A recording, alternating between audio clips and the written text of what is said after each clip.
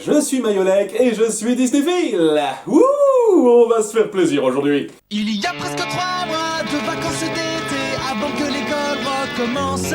Phineas et Ferb, une série désormais culte des studios Disney pour certains, dont je fais partie. Parce qu'elle est atypique dans un sens qui sait me mettre en joie. On suit donc deux frères génies qui font des inventions de plus en plus farfelues dans leur jardin chaque jour de l'été, été qui dure environ 6 mois, à en juger par le nombre d'épisodes, tandis que leur sœur essaiera de les démasquer auprès de leur mère et que leur ornithorynque domestique sera un agent secret qui déjouera les plans simili-maléfiques du même gars constamment, qu'on ne pensera jamais à mettre en prison en dépit du fait qu'il vit toujours à la même adresse. Vous l'aurez compris, c'est un postulat de départ délibérément loufoque, et ce qui fait que ça marche, c'est que... Cette série est aussi enthousiasmante que ses héros sont enthousiastes, et pas juste par contagion.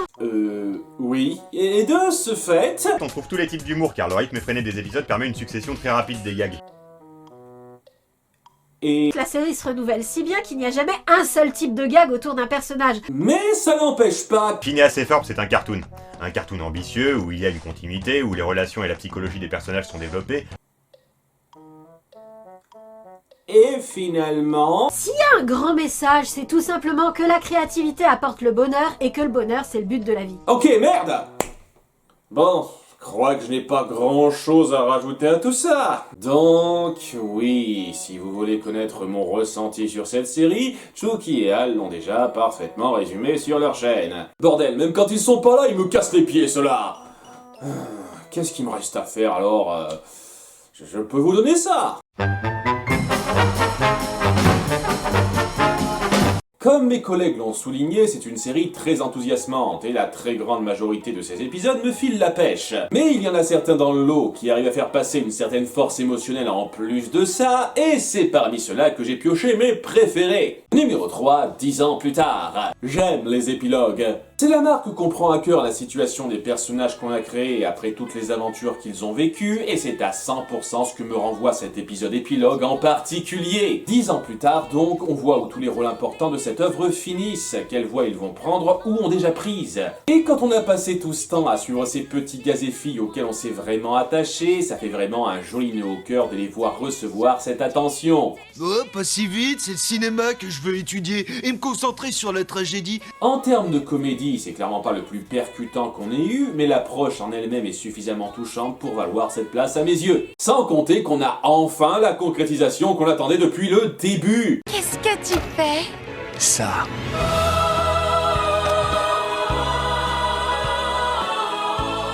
C'est pas trop tôt, bordel! Mais je pense que c'est justement toute l'attente qu'on a mise en place qui rend ce moment particulièrement satisfaisant, en terminant sur une note douce qui a toute sa force. Numéro 2, retour au rock'n'roll. Ça va me permettre de m'étendre sur le point qui rend cette série vraiment spéciale pour moi, ce n'est presque jamais mesquin ou stupide. Aucun personnage n'agit ultra bêtement, sauf un, et aucun personnage n'est traité injustement juste pour le lol, sauf un. Mais c'est un peu le méchant principal, il le cherche. Et même là, on trouvera toujours une façon pour que le personnage antagoniste soit satisfait de temps en temps, ce n'est pas de la cruauté gratuite.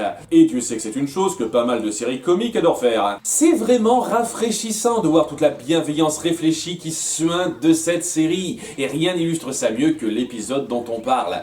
Toute cette intrigue n'est qu'une quête folle pour reformer un groupe de musique afin de rendre heureux les parents de nos 3 enfants pour leur anniversaire de mariage. Ce n'est que de la bonne intention du début à la fin, ce qui n'empêche pas du gag percutant efficace. Eh, le gars accroché à la fusée, c'est ton père? Oui, mais t'inquiète pas, il fait ça tout le temps. Et parmi les meilleures chansons composées pour cette série. J'ai perdu le sens du rythme, quand je n'ai plus le rythme, quand je n'ai plus le rythme. Je suis fabuleux. Je suis fabuleux. Donc, en plus d'être un joli moment familial pour nos héros, c'est un hommage sincère au rock. Que demander de plus? Et mon épisode préféré est le tour du monde en un jour. Ouais, 80 fois plus vite, dans ta face, Phileas Fogg.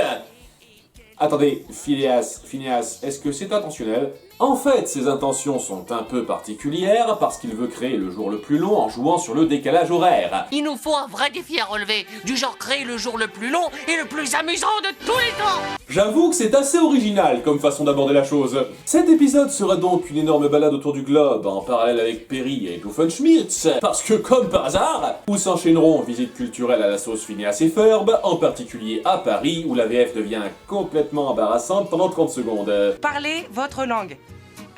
Où est l'hôtel poubelle? Il est juste au coin de la rue. Ah, au coin de la rue.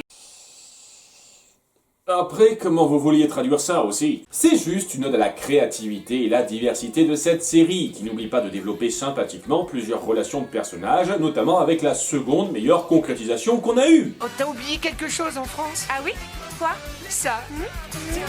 Vous avez été plus rapide, vous deux. Rajoutez à ça ma chanson préférée de la série en finale. Tu sais bien, l'été nous appartient. L'été nous appartient. Et c'est le must en ce qui me concerne. Voilà. Fin de la critique.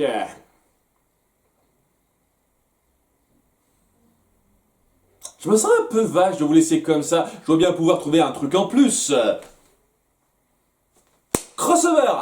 Non, pas avec eux, je l'ai déjà suffisamment donné récemment. Je parlais des crossovers que la série a fait. Les crossovers dans les séries Disney, c'est pas une nouveauté, mais ceux de Phineas et Ferb sont un peu particuliers car ils se mélangent à des univers très populaires qu'on n'assimile pas directement à l'animation. Et dans un cas, c'est très bien fait, dans l'autre, moins.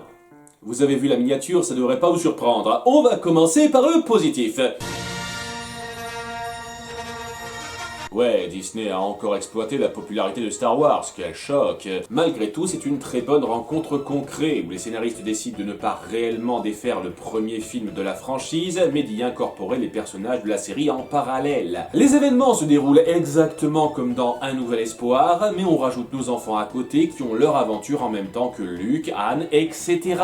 Il y a un vrai désir de respect de continuité, en dépit du changement de ton, et ça pourrait presque s'inclure dans l'histoire de base. Presque. Faut pas exagérer non plus. Je pense que les fans auraient du mal à accepter que l'Étoile Noire soit à l'origine un casse-noix créé par Doofenshmirtz. Oui, j'avais conçu un casse-noix. Tiens, regarde ça. Et disons que Rogue One n'a clairement pas été pensé au moment de cet épisode spécial. Mais ça colle au ton de Phineas et Ferb, qui, en dépit de ça, a fait l'effort de ne pas dévier l'histoire principale, mais plus de jouer dessus. J'ai beaucoup de respect pour le travail de rester raccord avec le film initial. Certains sont un peu plus pato là-dessus. Et j'avoue qu'on a aussi su incorporer nos persos et certains liens qu'ils ont avec ceux de départ assez fluidement. Ma préférée à ce niveau, c'est Isabella et sa rivalité plutôt drôle et intéressante avec Han Solo. Qu'est-ce qui se passe, Solo? La déchetterie débordait et t'as rejeté jusqu'ici? En dehors de ça, ça reste un long épisode typique de Phineas et Ferb dans l'âme, efficace dans ses gags et ses chansons. Pour avoir l'occasion de faire la fête, tous les rebelles le font. Même si nos personnages ne sont pas tout à fait les mêmes que dans leur configuration habituelle, on n'oublie pas certains classiques. Qu'est-ce que vous faites? Et on ose aller un peu plus loin que la moyenne dans 2-3 blagues pour l'occasion, ce qui est plutôt cool. C'est pour le travail, hein. Un spécial de 50 minutes efficace qui marque parfaitement le coup. Bon, j'ai pas rien à redire par contre. Déjà, vite fait, la demi-petit théâtre du chipotage. Vous connaissez votre mission, trouver des chaussettes pour le seigneur Vador. Oui, chef. Et vous avez besoin de 3 personnes pour ça? On sort de l'hyperespace. Attachez-vous, les filles. À quoi? Où sont les ceintures sur ces sièges?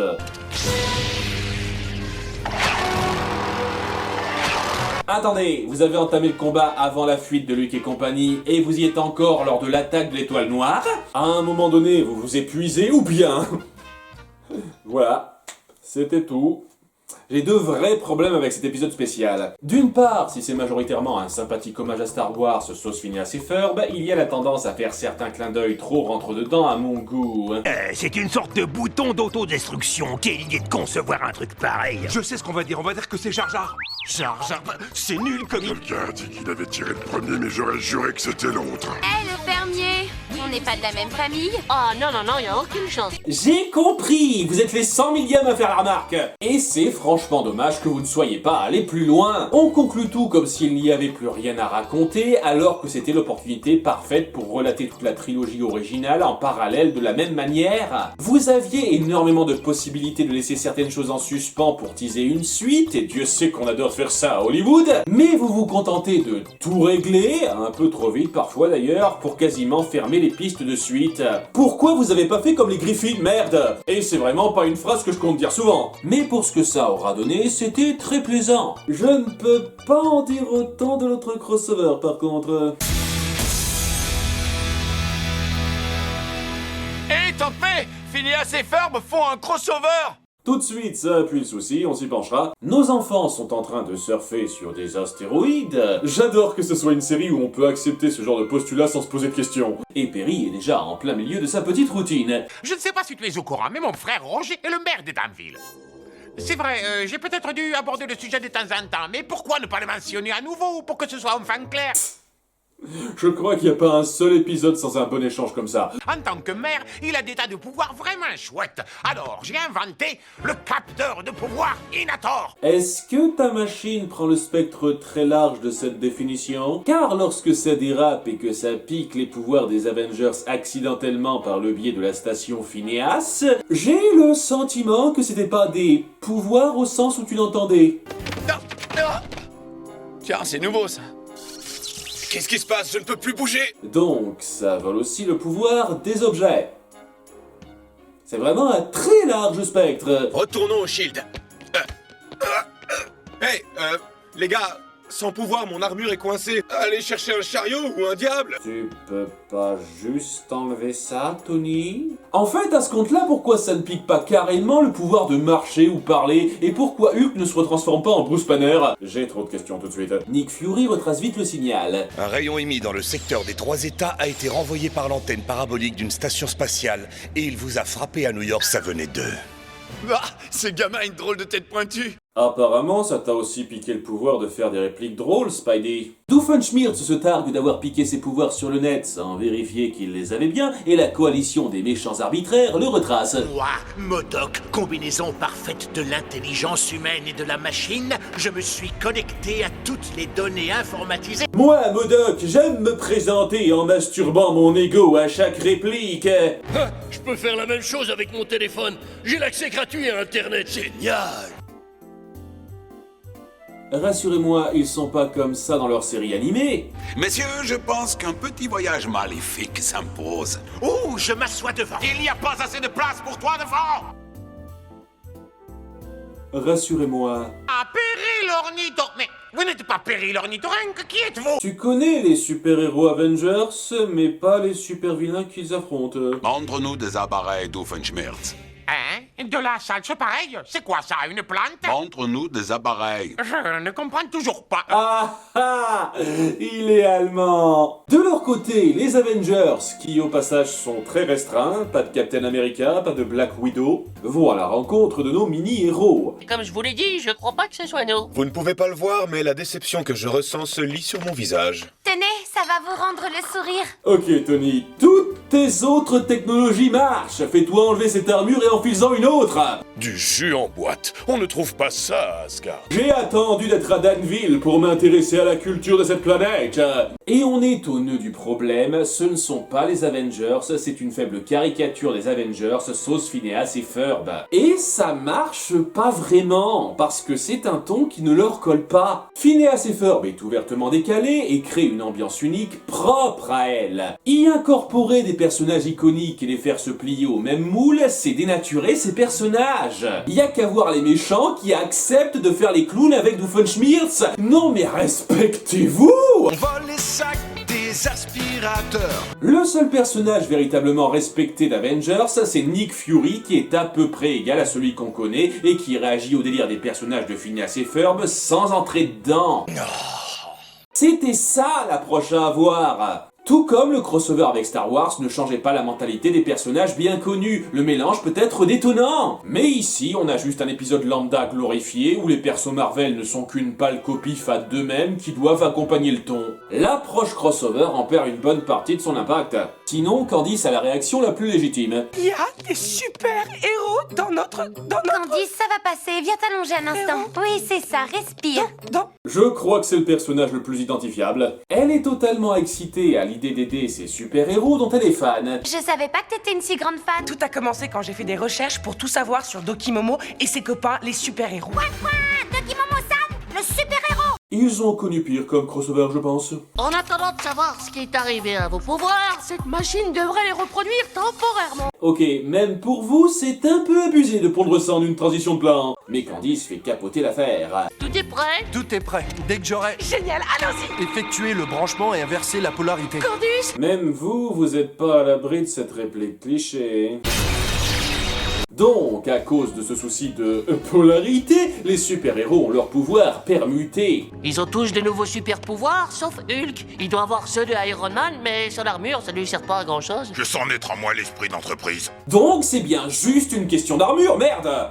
Allez, viens voir papa. C'est pas comme ça que ça marche. Seule la vertu peut commander Mjolnir, pas le pouvoir. Ah oui? Il y a une différence, subtile mais essentielle. Comme les héros et les héros.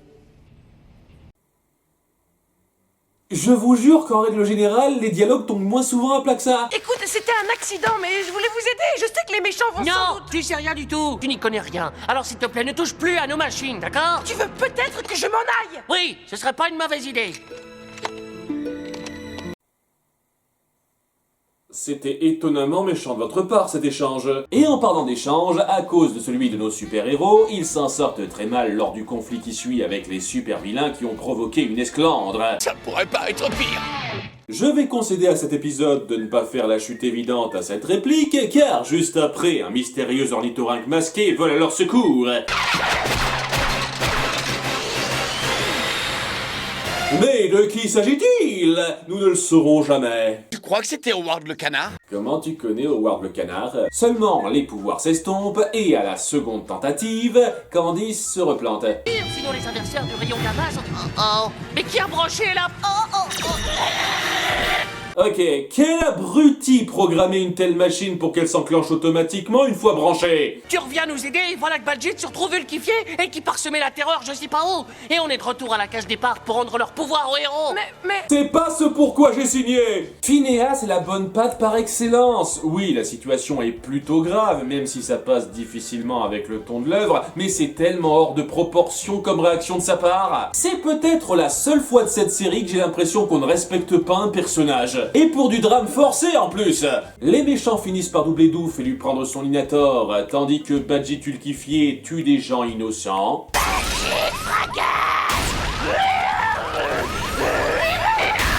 Pourquoi Spider-Man n'a pas pété les plombs quand ça lui est arrivé à lui, et que nos filles se lamentent? C'est la faute des garçons et leurs sacrées inventions. Vous avez fait un putain de combat de cabane Transformers avec eux dans un épisode. Ne venez pas me balancer cette connerie de filles mises à part dans cette série. Je voulais simplement aider, tout simplement aider, tout simplement aider, tout simplement aider. Vous pouvez répéter? Je suis pas sûr d'avoir saisi les 20 premières fois. Les méchants ont donc la main mise. Grâce aux modifications de Modok, notre capteur de pouvoir Inator ne capte pas seulement le pouvoir. Il capte aussi l'énergie, la matière. Démonstration. C'est juste un désintégrateur classique, quoi. Nos héros essayent de les stopper sans pouvoir, mais sont impuissants et tout semble perdu. Tu n'as plus d'amis, plus d'alliés. Tu n'as plus rien. Si, on a un Balgite. Référence. Puis tout le monde intervient et c'est la grosse baston générale tout public. C'est dynamique, je reconnais. On va se battre à bras raccourcis. Arrête de faire des jeux de mots, va se... Et Candice et Isabella ont leur rédemption en rendant leur pouvoir aux Avengers qui étaient stockés dans le satellite de Phineas. Le collecteur de données, bien sûr. Une seconde, c'est que maintenant qu'on pense à faire ça? Fury avait déjà pointé la source au tout début. Personne s'était dit que ce serait bien de vérifier par là? Quand on était dans la station spatiale, on a recueilli et stocké des tas de données. C'est ça le moment de gloire des filles? Allez vous faire foutre! Les Avengers défoncent alors tout pour le final, tout s'arrange entre nos personnages, et au bout du compte, ça n'a pas énormément fracassé. Bon, l'action est cool et rythmée, et l'humour a toujours ses moments réussis. Mais en dehors de ça, l'écriture est très lambda, les personnages de Marvel s'incorporent assez mal, et pas mal de développements font trop forcer. Ce qui est vraiment dommage pour un épisode événement de ce genre. Ça ne m'a pas donné envie de m'intéresser à la série animée Avengers, et c'est un des épisodes les plus pauvres de la série pour moi. Et ça me gêne un peu parce que j'ai un peu envie de montrer le meilleur de ce que Phineas et Ferb a à offrir. Je sais ce qu'on va faire le mois prochain. C'était Mayolek, et n'oubliez pas que l'été est là! Sur l'autre casou.